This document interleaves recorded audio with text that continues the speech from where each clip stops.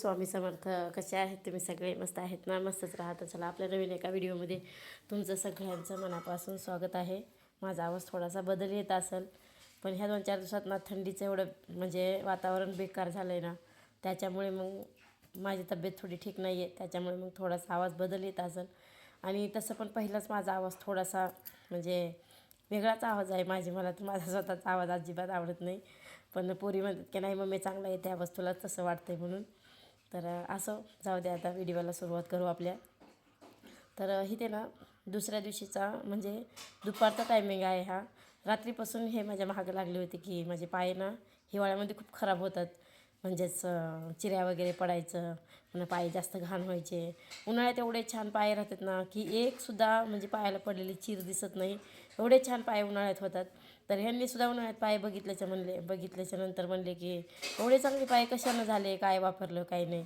तर मी काहीच वापरलं नव्हतं, ते मनानंच उन्हाळ्यात पाय तसे होतात. आणि हिवाळा चालू झाला ना एवढे पाय बेकार होतात ना, माझ्या स्वतःच्या अंगावरचे कपडे सुद्धा पायाला चिटकतात. अशी अवस्था होती माझ्या पायाची. मग त्यांनी बघितले आणि मग काय फेसवॉश त्यांनी तयार केलं काय माहीत, त्यांना कोण सांगितलं काय नाही, का मोबाईलवर कधी बघितलं होतं तेव्हा देव जाणो. मी खूप वेळेस विचारलं की तुम्हाला कोण म्हणलं, पण त्यांनी मला काही सांगितलंच नाही कोण म्हणले. तर त्यांनी स्वतः मनानंच ती फेसवॉश तयार केलं होतं. त्यात काय काय टाकलं हे पण मला माहीत नाही, पण शिवानी म्हणली की त्याच्यामध्ये कोलगेट, वॅसनल, पुन्हा कॉफीचं म्हणजे कॉफी टाकली आणि अजून काहीतरी टाकले, लिंबू टाकलं आहे, असं काय काय सांगितलं मला शिवानीनं. त्याच्यामुळे तसा कलर दिसत होता त्याचा. आणि नंतर ना ही चाळणी आमची ना, हे चाळणी चौकून चांगली होती आणि मध्येच तेवढं एक वेच पडलं होतं. आमच्या शेजारची दुकानदारीण काकी आहेत, त्यांनी बघा किती छान चाळणी शिवून दिली आम्हाला. म्हणजे छोटासा कपडा त्याला लावला आणि सुईदाराने त्याला पूर्ण टाके घातले. तर बघा ही चाळणी आता कमीत कमी 6 महिने तरी म्हणजे चांगली जाणार, एवढी 100% गॅरंटी. एवढी छान त्यांनी चाळणी आम्हाला शिवून दिली. मला तर ही चाळणी बघितलं एवढं नवल वाटलं ना, म्हणजे आजपर्यंत मी कधी बघितलंच नव्हतं की अशी पण चाळणी वेज पडलेली तयार होऊ शकते का म्हणून. त्याच्यामुळे म्हटलं तुमच्यासोबत पण शेअर करू. कारण कसं होतं ना, एक छोटंसं जर वेज पडलं ना तर आपण चाळणी टाकून देतो आणि तेवढं वेज पडलं ना टाकून पण देऊ वाटत नाही, घरातच ठेवतो आणि लगेच नवीन आणतो का तर त्याच्यातून गहू ज्वारी खाली पडते म्हणून. आणि नंतर मग ती चाळणी 2-2 चाळण्या घरामध्ये, मग लई राडा होतो, इथं ठेवायचं का तिथं ठेवायचं चाळणी.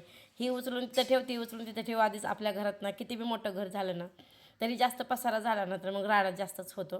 त्याच्यामुळे मग ती एकतर आम्हाला ती चाळणी टाकून पण देऊ वाटत नव्हती आणि जरी टाकली तर नवीन घेऊ वाटत नव्हती, का तर एका वेळेसाठी टाकून द्यायची, नवीन घ्यायची कसं असं वाटायचं. पण त्या काकीनं आम्हाला एवढी छान आयडिया म्हणजे काढली पण आणि ते स्वतः त्यांनी शिवून दिली ती. त्याच्यामुळे मग तुम्हाला पण त्याचा थोडा का होईना फायदा होईल, त्याच्यामुळे मग म्हणलं शेअर करू. आणि इथे ना आता दुपारचा टायमिंग झाला होता, म्हणजेच हा व्हिडिओ दुसऱ्या दिवशीचा आहे, अर्धाच मी शेअर केला होता. पायाला औषध लावल्यानंतर मग मी दुसरा काही शूटच घेतला नाही. नंतर डायरेक्ट दुसऱ्या दिवशीचाच व्हिडिओ शूट घेतला होता. दोडक्याची भाजी वगैरे केली होती सकाळचं आणि दुपारून इथं ज्यूस बनवायला चालू होतं. हे ज्यूस ना लगे प्यायचं म्हणून बनवलं होतं खरं तर, कारण केळी तसेच राहून चालली होती, केळी कोण खातच नव्हतं घरामध्ये. त्याच्यामुळे म्हणलं त्याचा काय वापर करावं असं. मग म्हणले ज्यूस कर मग, मी तुझा तेव्हा आंब्याचं चक्कूचं वगैरे ज्यूस करतो, मग आपण केळाचं ज्यूस करू. मग मीच त्या केळाचं तर काय ज्यूस पिऊ वाटणार नाही, त्याच्यामुळे मग त्याच्यामध्ये ना पेंडखजूर टाकले होते. कारण तुम्हाला तर माहितीच आहे की आम्हाला रोजचा रतीब आहे पेंडखजूरचा, रोज सकाळी ते खावीच लागते.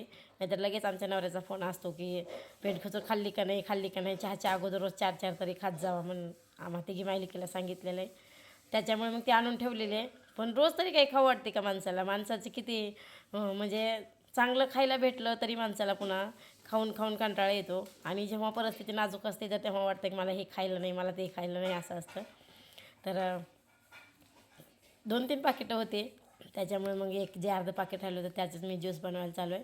पूर्ण आधी बिया काढून घेतल्या आणि त्याच्यामध्येच एक केळ टाकलं आणि नंतर त्यात दूध टाकलं आणि मिक्सरमधून काढून घेतलं ते ज्यूस. त्या दिवशी काय मला पेनच झालं नाही, मीच फक्त एकटीनं पिले थोडं आणि बाकीचं फ्रीजमध्ये तसंच ठेवून दिलं. कारण ह्या ज्या बिया आहेत ना तर बुडाला तशाच राहिल्या होत्या, मोठाट पूर्ण असं मिक्सरमधून निघल्या नव्हत्या, त्याच्यामुळे तसंच ठेवलं. पण तेच मला दुसऱ्या दिवशी उपयोगाला आलं सोमवारचं. तर इथे बघा एक केळ टाकून घेतलं आहे आणि आता मिक्सरमधून काढायचं आहे. आणि तर आता मिक्सरमध्ये काढलेलं काही मी दाखवलं नाही, डायरेक्ट मिक्सरमध्ये काढून वत्तानाच डायरेक्ट दाखवलेलं आहे मी. आणि त्याच्यामध्ये एक गुलाबाचं फुलाची पाकळी आणून टाकली होती डेकोरेशनसाठी, कारण बाकी ड्रायफ्रूट जे आहेत तर ते सगळे संपले होते. त्याच्यामुळे मग गुलाबाचं पान टाकलं होतं तसं पण गुलाबाच्या पाकळ्या वगैरे खातात बरेच जण. आम्ही पण पहिलं खात होतो, पण आता नाही खात मी, पण पहिलं खात होते शाळेत असताना कधीतरी. तर पहिलं शिळं दूध होतं, पहिल्यांदा ते टाकून घेतलं, ते कमी वाटायला म्हणून दुसरं दूध थोडंसं टाकलं त्याच्यामध्ये आणि मिक्सरमधून काढलं. तर मला ना म्हणजे काल जेव्हा माझ्या पायाला औषध लावलं होतं ह्यांनी, म्हणजेच ते फेसवॉश बनवलं होतं, तेव्हा म्हणले की असला नवरा तुला भेटायचं नाही, किती नशीब चांगलं आहे तुझं, की तू म्हणजे तुझ्या नशिबाला एवढा चांगला नवरा आहे. तर हो, मी मान्य करते की खरंच म्हणजे एक काळ असा होता की मी स्वतः ह्यांना असले बेकार, म्हणजे मला वाटायचं की माझं काय नशीब बेकार आहे, असला नवरा माझ्या नशिबाला आला आहे, असं तसं वाटायचं. पण आत्ता वाटतंय की मी तेव्हा बोलून चुकी केली. मी आत्ता देवापाशी माफी मागते की मी मागं जेव्हा म्हणजे नवऱ्याला बोलले तर ती माझ्याकडून माफी असावी. असं आता म्हणजे कसं योग आला तर माणूस मागटल्या गोष्टी करून काढतं, पण तसा काही योगच आला नाही, त्याच्यामुळे आता मागटलं मी काही बोलू शकत नाही. पण होता एक काळ असा की मी तेव्हा नवऱ्याला खूप बोलत होते. पण आत्ता मी देवापाशी माफी मागते की मी मागं का बरं बोलले असेल ह्यांना, असं मला वाटतं एक एकदा. पण काळ राहत नसतो, माणसाचा काळ बदलतो. त्याच्यामुळे मग मला आता बोलायला आलं आता, म्हणजे मागटले दिवस आठवले मला आता त्यांनी तसं म्हणल्याच्या नंतर. आणि खरंच नशीब चांगलं आहे माझं बरं का, की नवरा एवढा चांगला नाही तर कोणाचा नवरा एवढं बायकोच्या पायासाठी एवढा कुटाणा करणार. स्वतःच्या हातानं फेसवॉश बनवायचं, स्वतःच्या हातानं पायाला लावायचं, स्वतःच्या हातानं पाणी गरम करून दिलं मला पाय धुण्यासाठी, एवढं केलं माझ्यासाठी. मला तर नाही वाटत की एवढा कोणाचा नवरा कोणासाठी करत असेल म्हणून.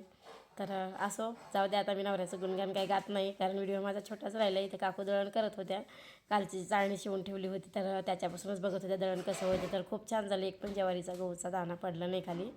तर असं चला, व्हिडिओचा एंड करते. बाय. श्री स्वामी समर्थ.